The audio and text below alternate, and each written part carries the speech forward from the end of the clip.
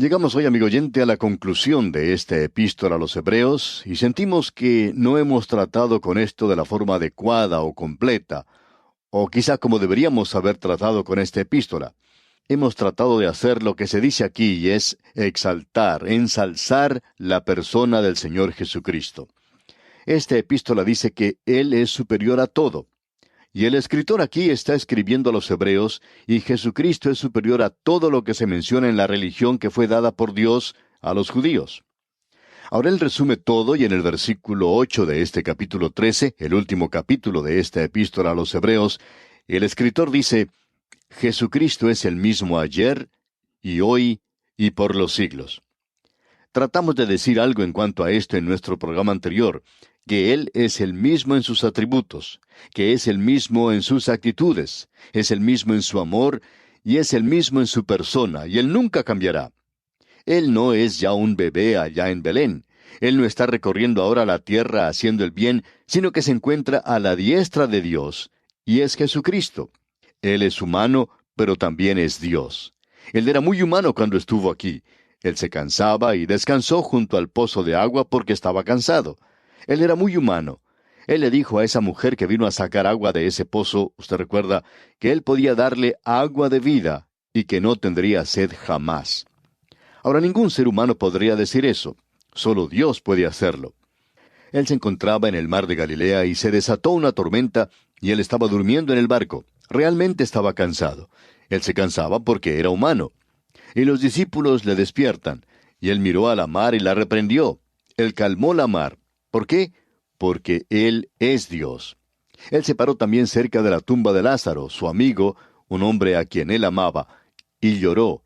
Y es humano el derramar lágrimas. Pero él también dijo, Lázaro, ven fuera. Y amigo oyente, eso no es humano. Solo Dios puede hacer eso. Pero Él es maravilloso en su humanidad, como ya hemos dicho. Él trató de enfatizar eso.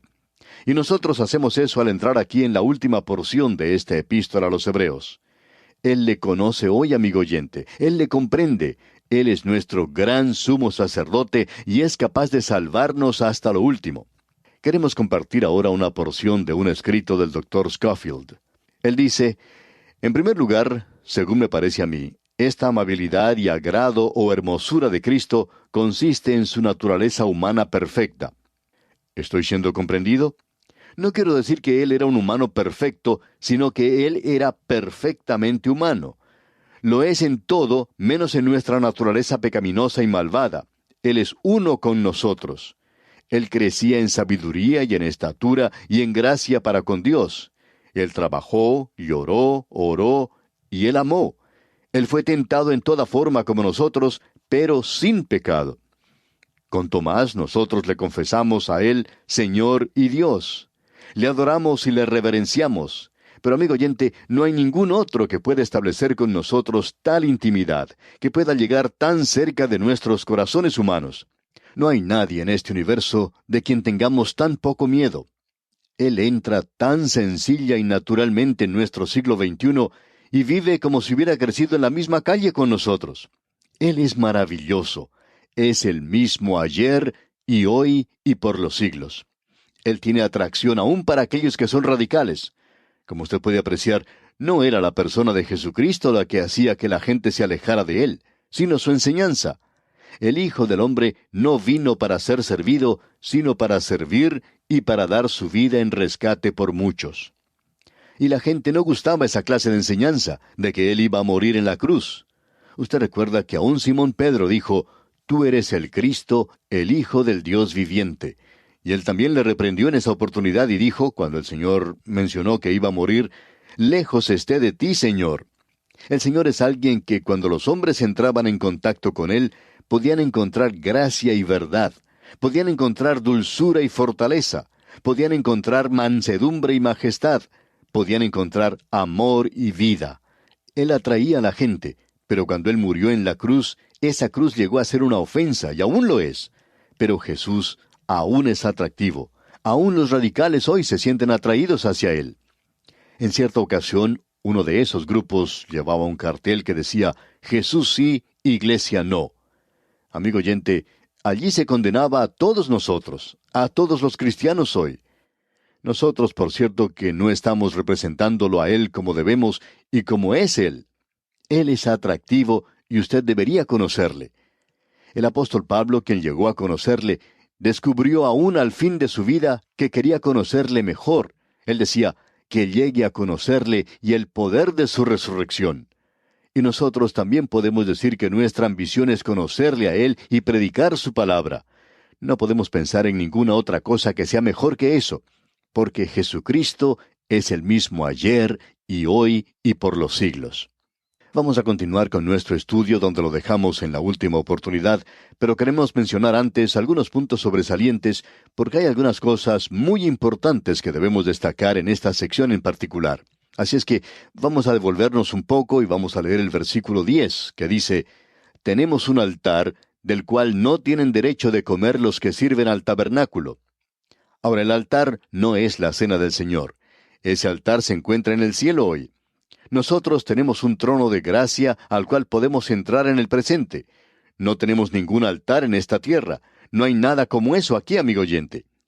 Y en el versículo 11 leemos, «Porque los cuerpos de aquellos animales, cuya sangre a causa del pecado es introducida en el santuario por el sumo sacerdote, son quemados fuera del campamento». Nuevamente debemos decir que esa era la ofrenda por el pecado. La ofrenda por el pecado se demuestra aquí, y fue por eso que Él murió, por el hecho de que usted y yo somos pecadores. No solo cometemos pecado, sino que somos pecadores por naturaleza. Él tomó nuestros pecados para que nosotros pudiéramos tener una nueva naturaleza. Y en el versículo 12 continúa diciendo, «Por lo cual también Jesús, para santificar al pueblo mediante su propia sangre, padeció fuera de la puerta». Él murió fuera de la ciudad. ¿Por qué? Porque Él era la ofrenda por el pecado, fuera de los muros de la ciudad. Luego en el versículo 13 de este capítulo 13 de la Epístola a los Hebreos continuamos leyendo, «Salgamos pues a Él fuera del campamento, llevando su vituperio». Nosotros vamos a Él, estamos en camino ahora. Se nos dice que nos estamos dirigiendo hacia la Jerusalén celestial. Esta es una verdadera separación. Hoy se habla mucho de ser separado de algo. No hacemos esto, no hacemos aquello, somos separados de algo. Pero la separación no es de algo, sino para algo. El apóstol Pablo dice que él fue separado o apartado para el Evangelio, separado para Cristo, separado para la palabra de Dios. En realidad, amigo oyente, la palabra en hebreo, y él está escribiendo aquí a los hebreos, esa palabra en hebreo indica uno que cruzó al otro lado. Abraham fue llamado un hebreo. Él vino del otro lado del río Éufrates, y eso indica que la vida anterior ya ha pasado. Y los hijos de Israel cruzaron el Mar Rojo, y eso indica liberación de la esclavitud. Ellos ahora son redimidos. Ahora existe la posibilidad de una nueva vida. Ellos tuvieron que cruzar el Jordán y luego vivieron en la tierra prometida. Vivieron en Canaán la clase de vida que nosotros debemos vivir aquí. Se nos dice que nosotros debemos ir al Señor Jesús. Se nos dice a nosotros, y se les dice también a los hebreos aquí, que tenemos que salir fuera del campamento llevando su vituperio.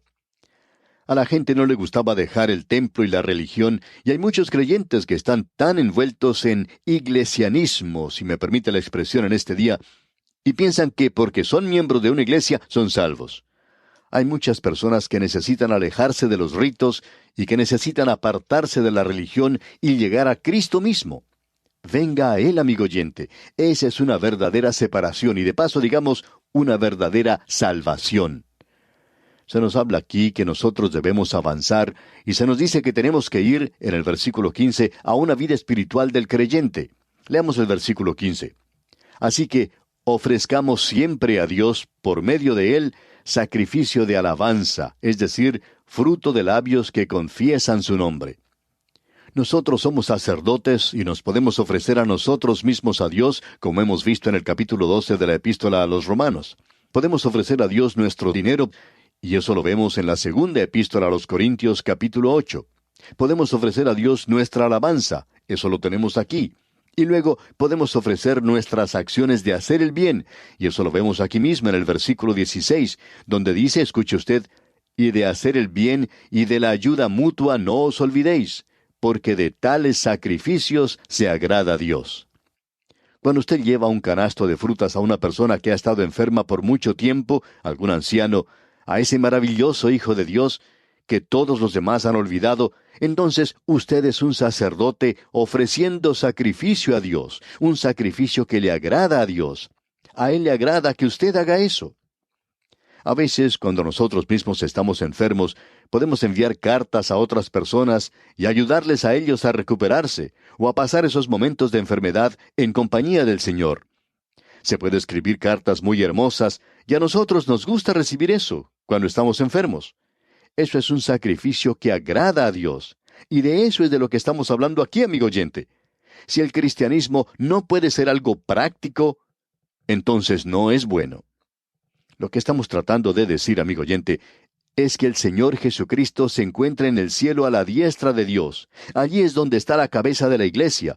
Pero sus pies están aquí abajo, aquí donde nos encontramos usted y yo, amigo oyente. Y Él quiere que el cristianismo camine aquí sobre este mundo. Y ahora el versículo 17 dice, Obedeced a vuestros pastores y sujetaos a ellos, porque ellos velan por vuestras almas, como quienes han de dar cuenta, para que lo hagan con alegría y no quejándose, porque esto no es provechoso. Esta es una declaración similar a la que vimos en el versículo 7 de este mismo capítulo 13 de la Epístola a los Hebreos. El pensamiento detrás de todo esto, amigo oyente, es que si usted tiene un pastor que está enseñando la palabra de Dios y no está criticando y reprendiendo todo el tiempo, sino que le está presentando propiamente la palabra de Dios, entonces uno debe obedecer, no obedecerle a él como persona, sino que tiene que obedecer a la palabra de Dios como él la está presentando. Es mejor no oír la palabra de Dios si uno no la va a obedecer. Ahora, esto de ninguna manera quiere decir que no debemos respetar al pastor, sino por el contrario, que debemos darle el respeto debido y acatar sus exhortaciones y amonestaciones, porque el apóstol Pablo dice en su primera epístola a los Tesalonicenses, capítulo 5, versículos 12 y 13, Os rogamos, hermanos, que reconozcáis a los que trabajan entre vosotros y os presiden en el Señor y os amonestan, y que los tengáis en mucha estima y amor por causa de su obra. De modo que si el pastor, amigo oyente, está presentándole la palabra de Dios como debe, entonces debemos acatar y obedecer lo que la palabra de Dios nos enseña. Luego él dice algo más en este versículo 18 del capítulo 13 de la Epístola a los Hebreos, y esto nos gusta mucho. Dice, orad por nosotros. Evidentemente, los lectores de esta epístola sabían quién les estaba escribiendo, y opinamos que es el apóstol Pablo. El versículo 18, pues, en su totalidad dice, Orad por nosotros, pues confiamos en que tenemos buena conciencia, deseando conducirnos bien en todo. Es maravilloso poder poner nuestras cabezas sobre la almohada en la noche y saber que tenemos una buena conciencia, una conciencia que es iluminada por la palabra de Dios. Hay muchas personas que no están caminando en la luz. Si decimos que tenemos comunión con Él y andamos en tinieblas, mentimos y no practicamos la verdad. Pero si andamos en luz, como Él está en luz, tenemos comunión unos con otros, y la sangre de Jesucristo su Hijo nos limpia de todo pecado. Pero si decimos que tenemos comunión y andamos en las tinieblas, entonces estamos mintiendo. Eso es lo que dice Juan. Ahora el versículo 19 dice, Y más os ruego que lo hagáis así, para que yo os sea restituido más pronto. Esto nuevamente nos hace pensar que es el apóstol Pablo quien está escribiendo esto. Esta epístola tiene tantas señales de que fue el apóstol Pablo quien la escribió. Aparentemente él se encuentra en la prisión y él está diciendo a estos creyentes hebreos, yo quiero regresar y estar entre ustedes otra vez. Después de todo, él era hebreo y quería estar entre su pueblo. Francamente hablando, amigo oyente, como ya hemos dicho anteriormente, la palabra hebreo indica una persona que ha cruzado al otro lado. Y nos gustaría que todos los hebreos fueran así hoy, es decir, que hubieran cruzado al Señor Jesucristo. Llegamos ahora al lugar donde está la bendición apostólica. En los versículos 20 y 21 de este capítulo 13 de la Epístola a los Hebreos leemos, Y el Dios de paz que resucitó de los muertos a nuestro Señor Jesucristo, el gran pastor de las ovejas, por la sangre del pacto eterno, os haga aptos en toda obra buena, para que hagáis su voluntad, haciendo Él en vosotros lo que es agradable delante de Él por Jesucristo, al cual sea la gloria por los siglos de los siglos. Amén. Hay varias cosas de las cuales deberíamos hablar aquí. El Señor Jesucristo es llamado el Gran Pastor. En el Salmo 23 se le llama el Buen Pastor, y Él se llama a sí mismo el Buen Pastor en el Evangelio según San Juan, capítulo 10, versículo 11. Él es el buen pastor de las ovejas, y el buen pastor muere por ellas. Él es el buen pastor, pero Él es también el gran pastor de las ovejas. Él es quien perfecciona a las ovejas y es quien las ayuda a crecer. En el Salmo 23 vemos que Él es quien las guía a aguas de reposo, y las lleva a verdes pastos, tiernos y buenos, que nos hablan de la palabra de Dios.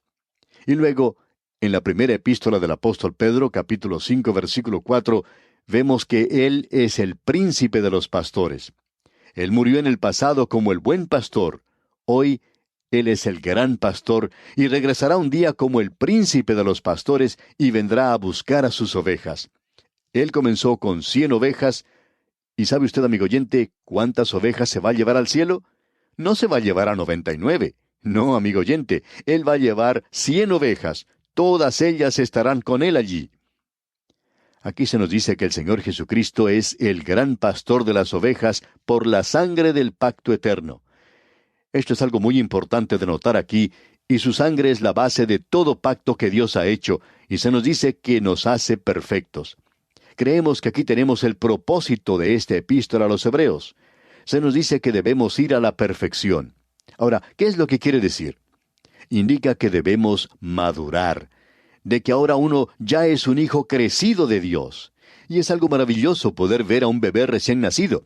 Pero si uno regresa 20 años después, y aún es un bebé que continúa en su cuna y hablando como un recién nacido, entonces algo anda mal. Sin embargo, hay muchos santos así en el presente, amigo oyente. Dios quiere que usted llegue a madurar, que crezca. Y la epístola a los Hebreos le ayudará a hacer esto. Esa es una de las razones por las cuales hemos dedicado tanto tiempo a esta epístola. Debemos ahora notar que es por la sangre del pacto eterno. Os haga aptos en toda obra buena para que hagáis su voluntad. ¿Y qué es lo importante para el Hijo de Dios? Bueno, es hacer su voluntad, haciendo Él en vosotros lo que es agradable delante de Él por Jesucristo, al cual sea la gloria por los siglos de los siglos. Amén. Y esa es la bendición, pero podemos notar cuán personal es esto. Aquí podemos notar al apóstol Pablo. Y en el versículo 22 leemos: Os ruego, hermanos, que soportéis la palabra de exhortación, pues os he escrito brevemente. Debemos sonreír ante esto porque el apóstol Pablo dice que él escribió pocas palabras. Según nuestro juicio, es una carta bastante larga, pero dice que escribió brevemente. Notemos ahora lo que dice el versículo 23. Sabed que está en libertad nuestro hermano Timoteo, con el cual, si viniere pronto, iré a veros. Esto parece indicar que Pablo es quien escribió esto. Aparentemente Timoteo había sido puesto en la cárcel. Hay algunas Biblias que indican algo que no es parte del texto inspirado, y que dice, escrita a los Hebreos desde Italia por Timoteo. Bueno, debemos decir que esa es la interpretación de algún hombre, o es sencillamente la interpretación de lo que Pablo escribió. Ahora ese hombre puede estar equivocado. Podemos estarlo nosotros. Ambos podemos estar equivocados. Lo importante en esto es que esta epístola fue escrita por el Espíritu Santo, y el Espíritu Santo toma las cosas de Cristo y nos muestra eso a nosotros. Ahora el versículo 24 dice, Saludad a todos vuestros pastores y a todos los santos. Los de Italia os saludan. Así es que Pablo estuvo en la prisión en Italia. Y él finaliza ahora con esta maravillosa bendición en el versículo 25.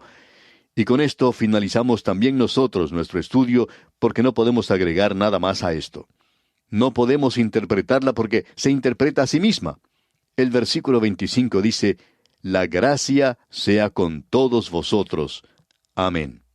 Y de esta forma ponemos punto final a este estudio de la carta a los Hebreos. Es nuestra esperanza de que este estudio haya sido de gran bendición en su vida espiritual y le haya abierto nuevos horizontes en su relación personal con Dios.